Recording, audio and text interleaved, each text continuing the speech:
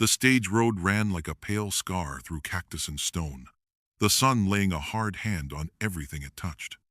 Maria walked it alone, skirt catching dust, boots scuffing powder so fine it rose and clung to her hem like smoke. She carried a small bundle, in the shape of a promise, and both felt heavier with each mile. Vultures turned their slow circles high above the Arizona territory, 1,879, where the air rang with heat and the dry rattle of unseen things. At the bend where the mesquite grew thicker, the empty stage lay on its side like a wounded animal. The wreck had been cleared days ago, but the ground still told the story in hoof marks and dragged lines and the dark brown kiss of blood on stone. Maria crouched and pressed her palm to the warm rock, as if it might hold the last of her boy's breath. The wind brought the scent of dust and old gunfire, a ghost hanging in the bright noon. A rider came from town, hat low, coat faded, a badge pinned where the sun could find it. He dismounted with a stiffness that spoke of long miles and older wounds. He said he was Sheriff Grant of Esperanza, that the stage had been taken by a sharp gang who moved like coyotes and never left the same track twice. He said there had been 2 dead men and 1 coachman, half alive when they found it. He did not say the word missing. He weighed it behind his eyes. Maria told him her name and the name of her son. She said the boy was 10, quick with numbers, quiet in church, fond of trains and lantern light. She said the boy had been on that stage with a parcel of school books and a letter from his uncle in Prescott. She said she would not leave these stones until he was found. Her voice was even, but her hands were white at the knuckles, the desert sun drawing salt from her skin in tiny crystals. Grant listened the way a man listens to a map. He asked about the boy's coat, his boots, a scar near the brow from a fall off a fence. He looked over the wreck once more and found a little copper button lodged in a crack where wood had splintered. He placed it on Maria's open palm.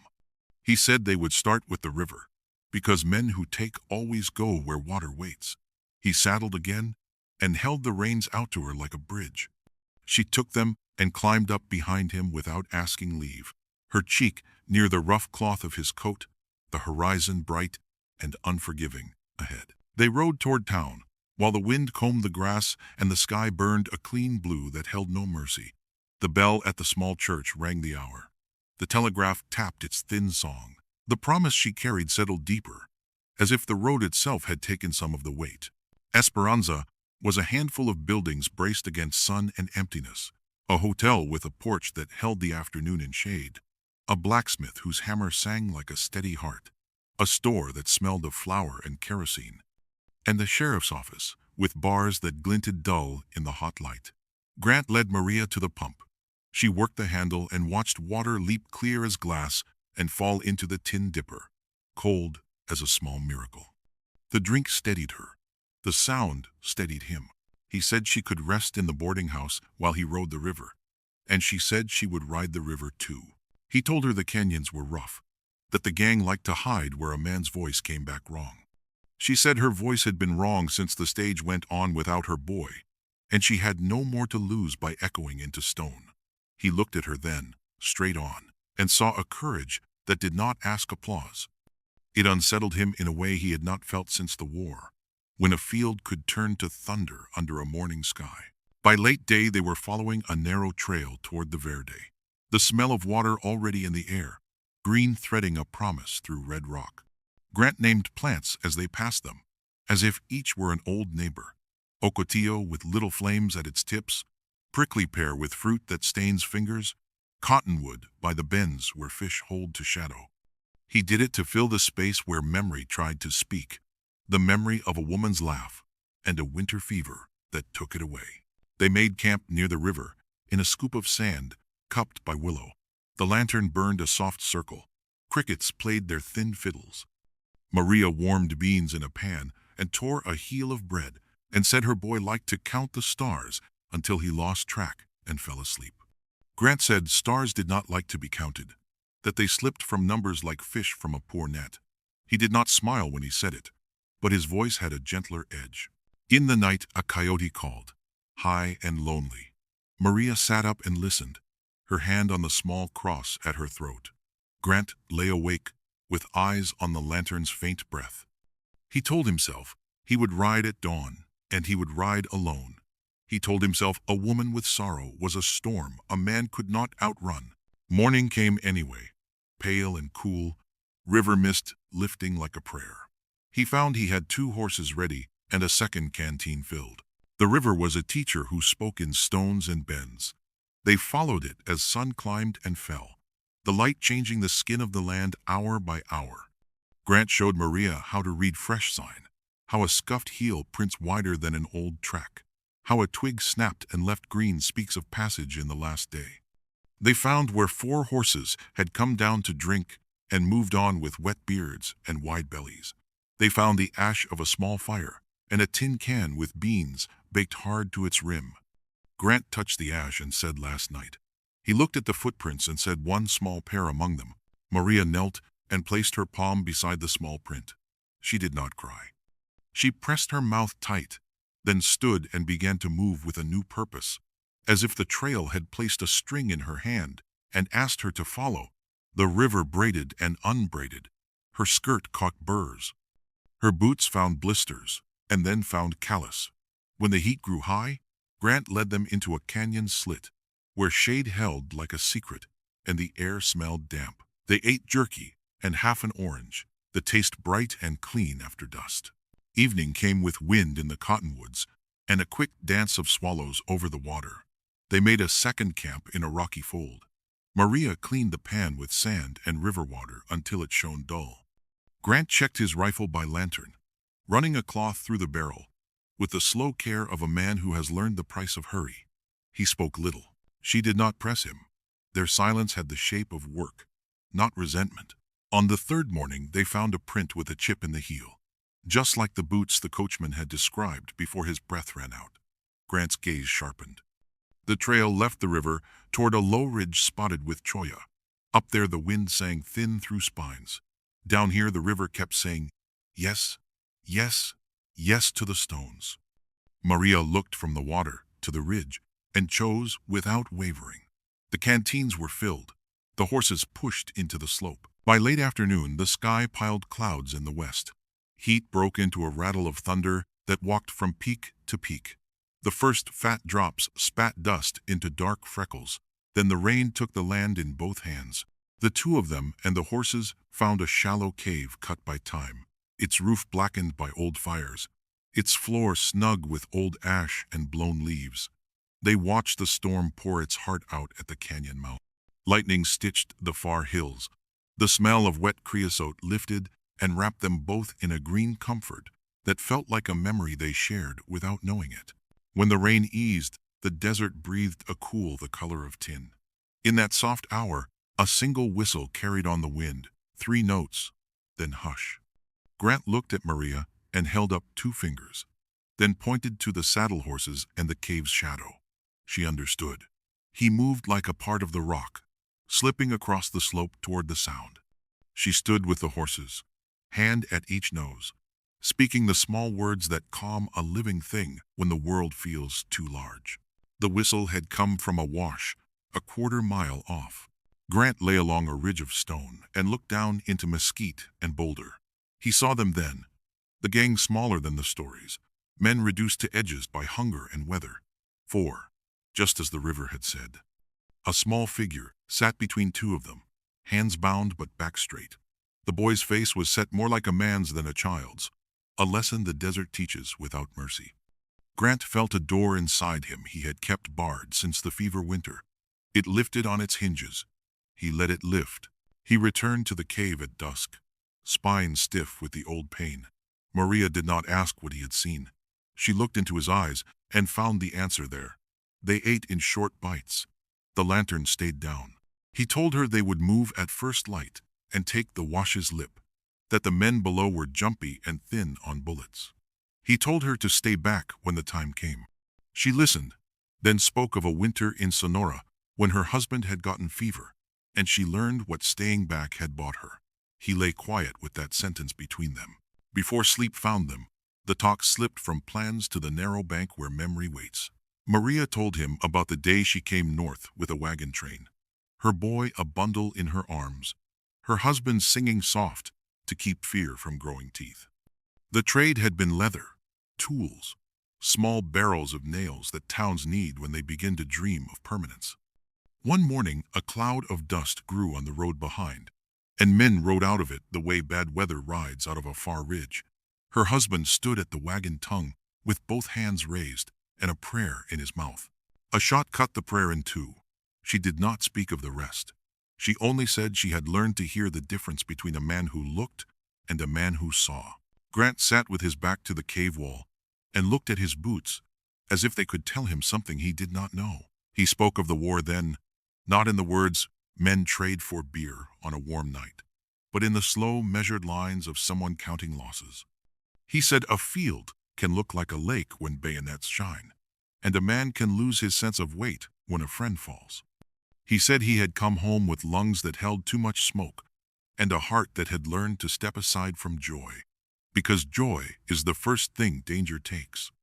His wife had lit lamps in winter and laughed at nothing and danced with their shadows on the wall. Fever took her in 3 nights. He had kept the lamps trimmed after, out of habit and defiance, but the dancing had stopped. They fell quiet.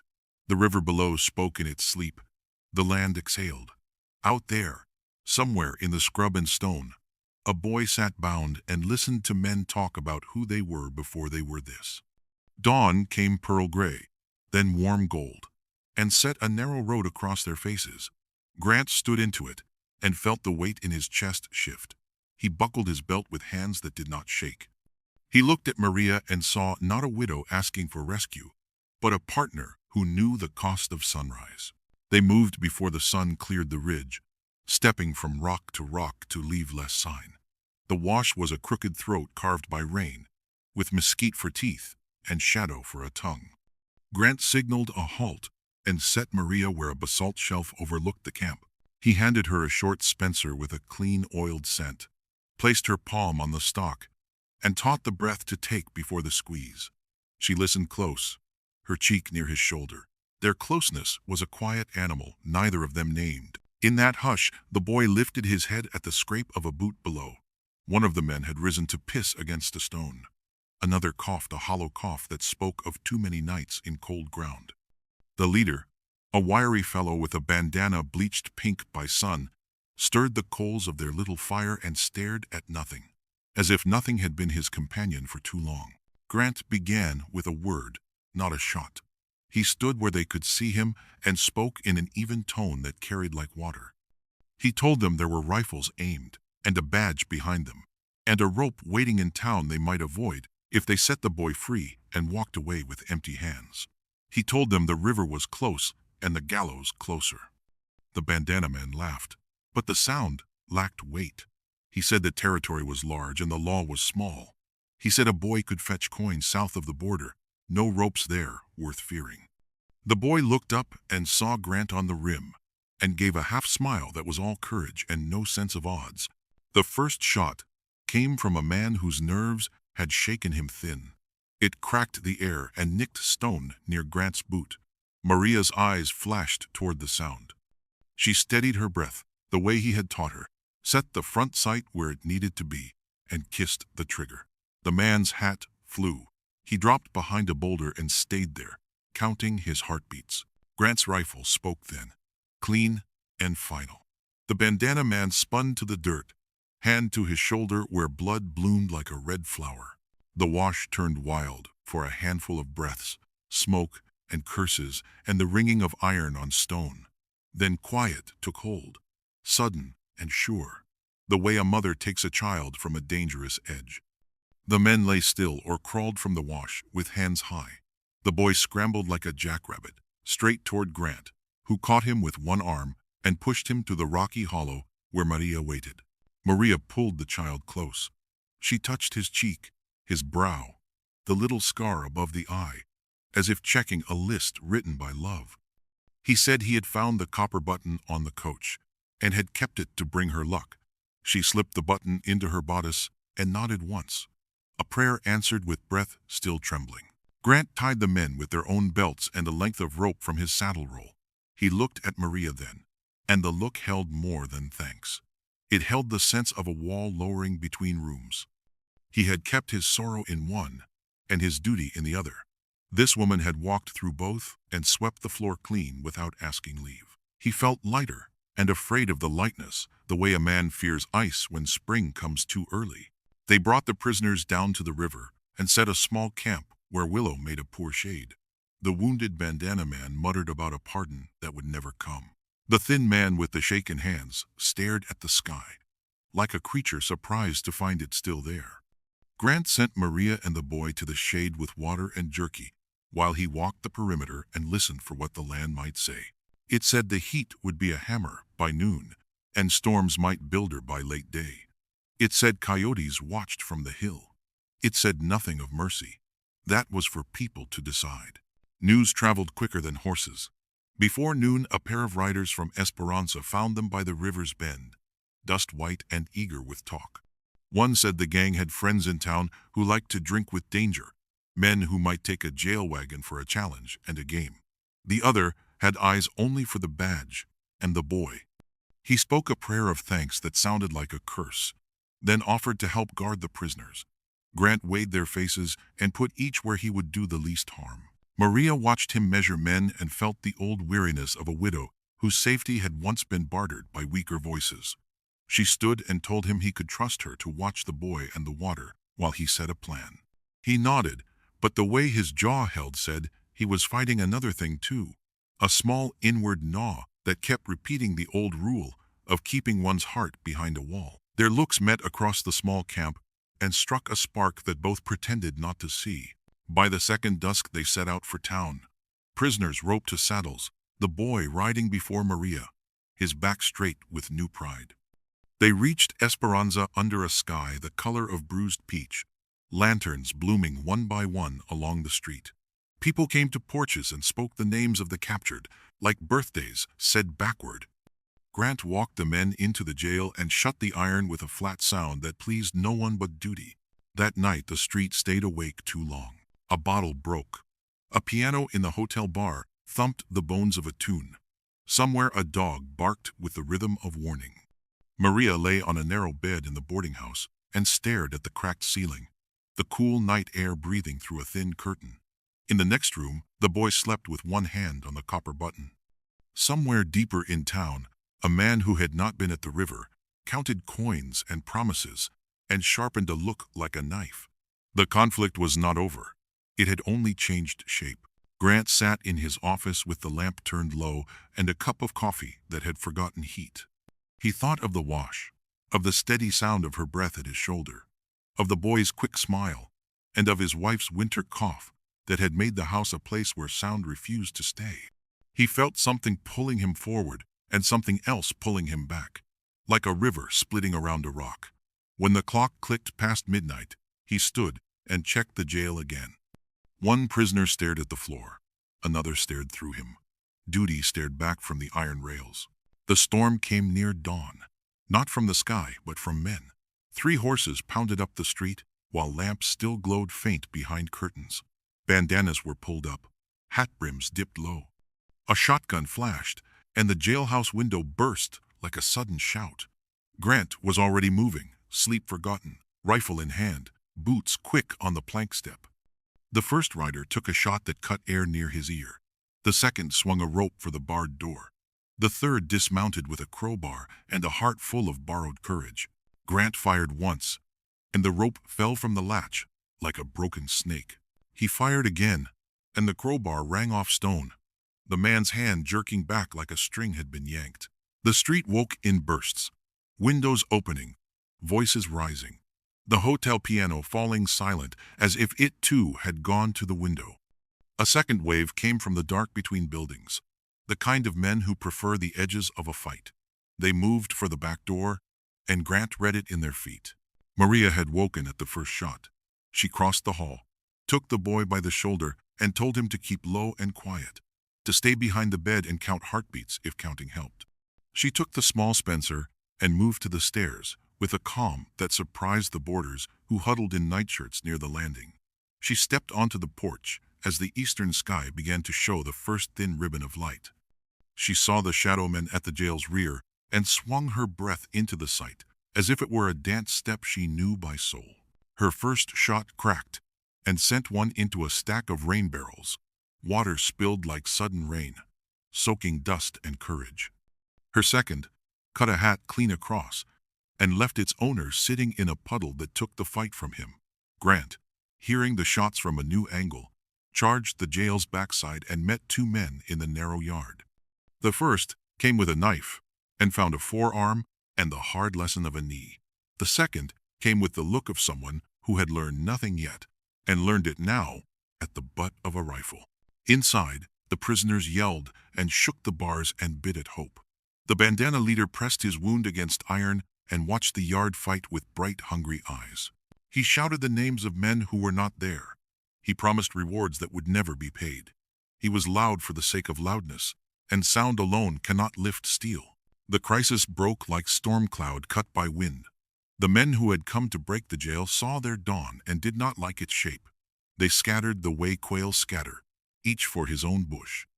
One horse ran down the street riderless, reins dragging a song on the boards. Grant stood in the thin light, chest heaving, and felt the old tremor in his hands that came after a fight ended.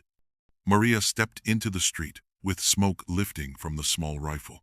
Their eyes found each other through steam and dust, and faint rain from the burst barrels.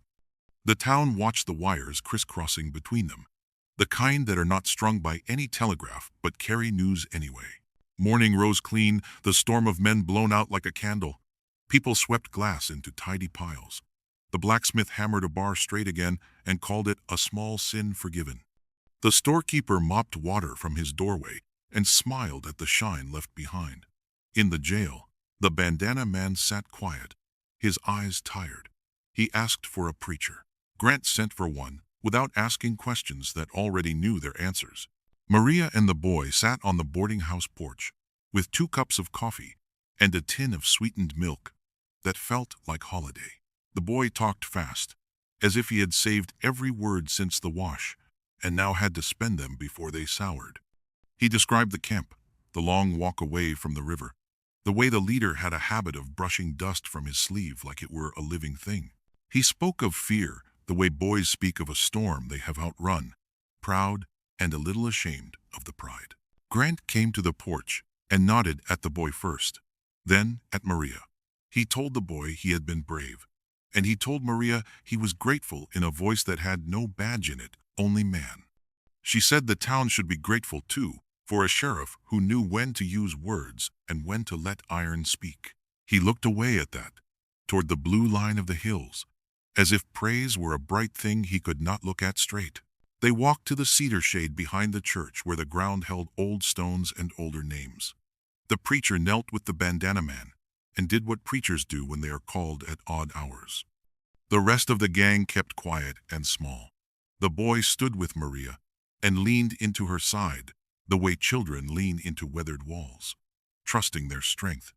Grant stood at a small distance and felt the pull again, forward and back, a tide that had nothing to do with moons. By afternoon, the prisoners were on a wagon headed to the county seat, 2 riders with steady eyes behind them. The town let out a breath. Women shook rugs. Men put their backs into chores. The boy fell asleep at the table with his cheek on his arm and the copper button warm in his palm. Maria placed a blanket over him and drew the curtains against the bright. Grant watched from the doorway and wondered how a room could hold so much quiet without breaking. They set a small supper, beans with diced onion, cornbread with a crust that sang when the knife went through, coffee kept warm near the stove. They ate without hurry, every sound in the room a marker on a new map. Outside, horses clopped and voices drifted like smoke.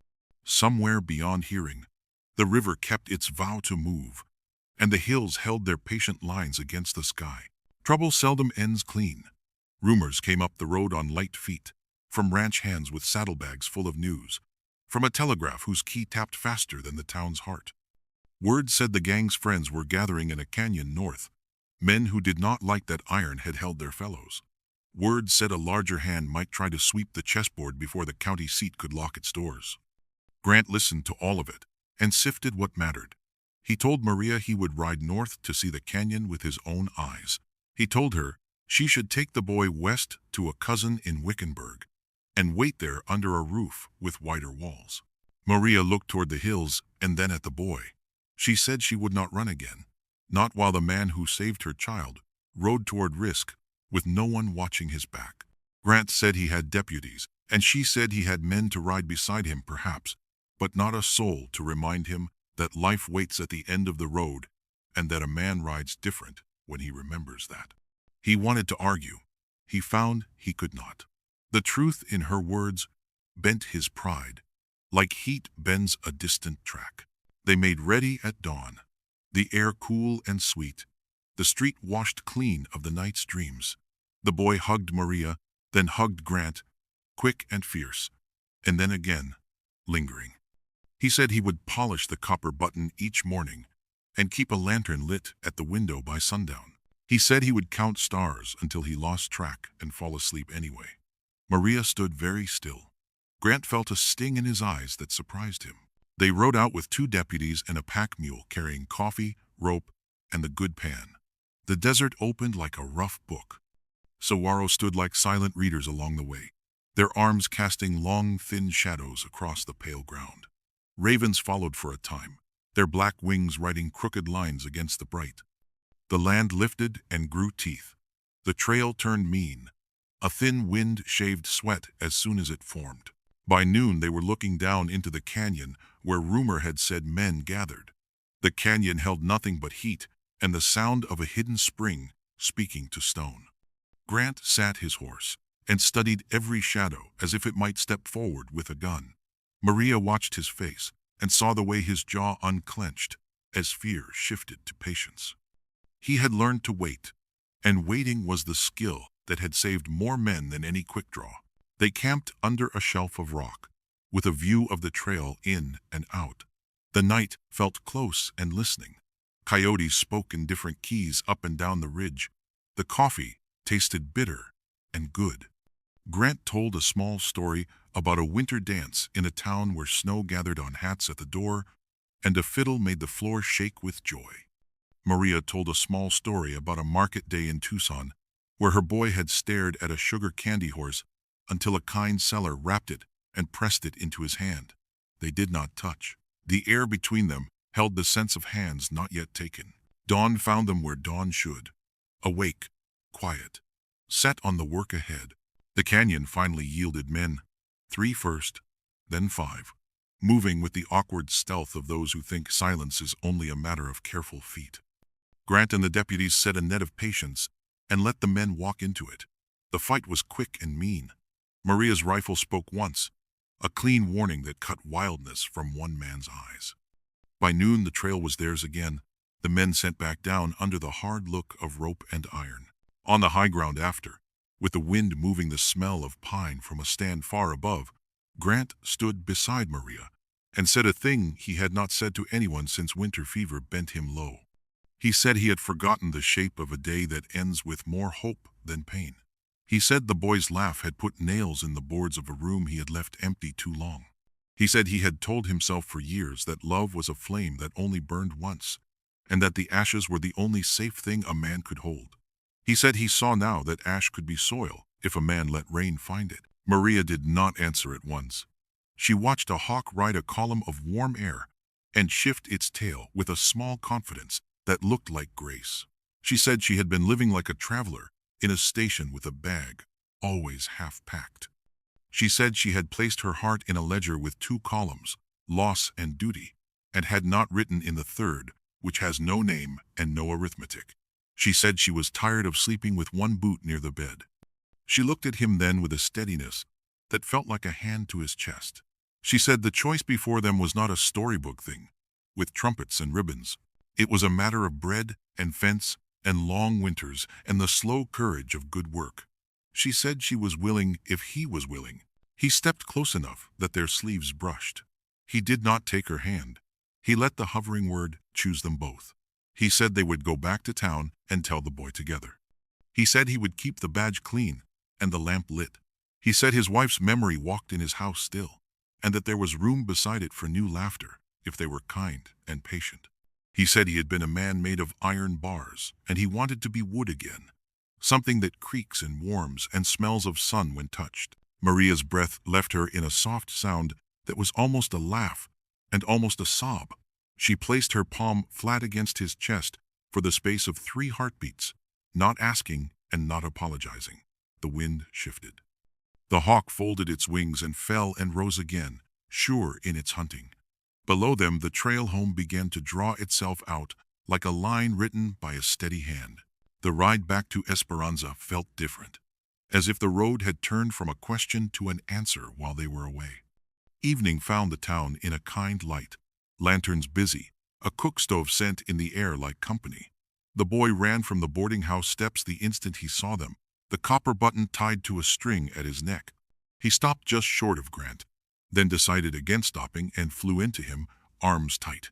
Grant dropped to a knee and let the laugh come. It felt like a locked room opened to blue sky.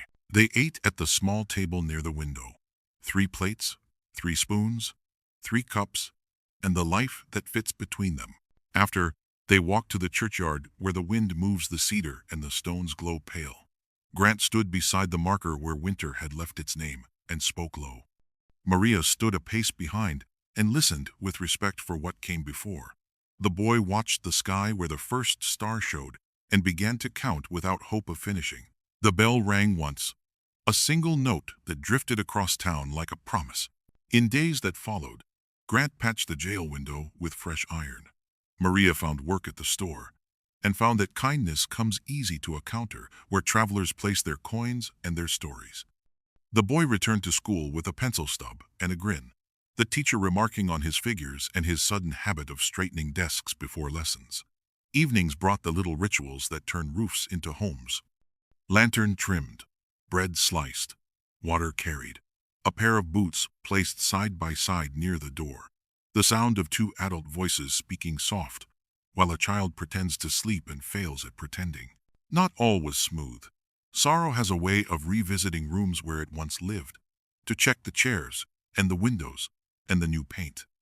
Grant woke once with his jaw set hard against a dream and took a walk down the alley with night for company, returning calmer. Maria went quiet sometimes while mending, eyes on a stitch that held more than cloth.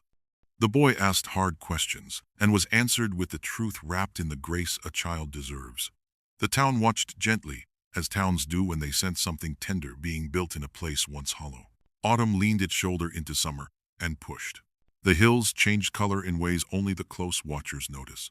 Frost touched water buckets at dawn. Trains came and went, iron wheels singing old songs on steel rails, smoke lifting like thoughts into cold air. One evening they stood on the platform while a locomotive sighed and the conductor called a list of towns as if he were weaving a spell.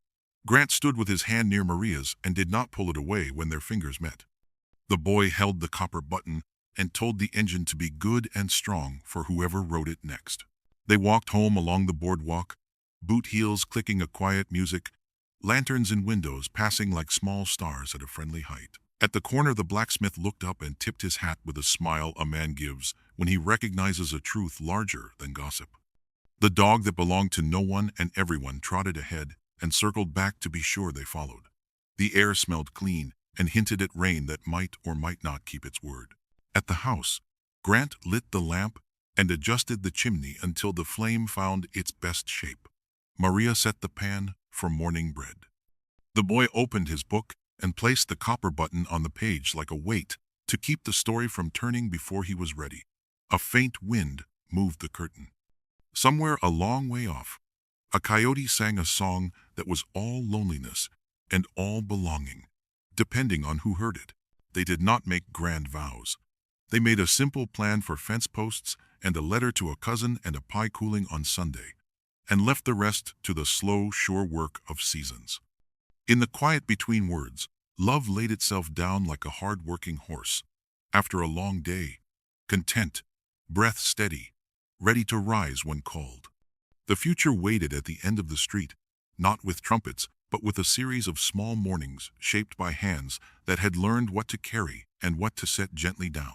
Traveler, if this tale set a warm light in your own window, and you'd care to keep company by this humble fire, tip your hat and subscribe to Western Love Legends. Leave a kindly like and settle a few words in the comments so other hearts may find their trail to this story's glow.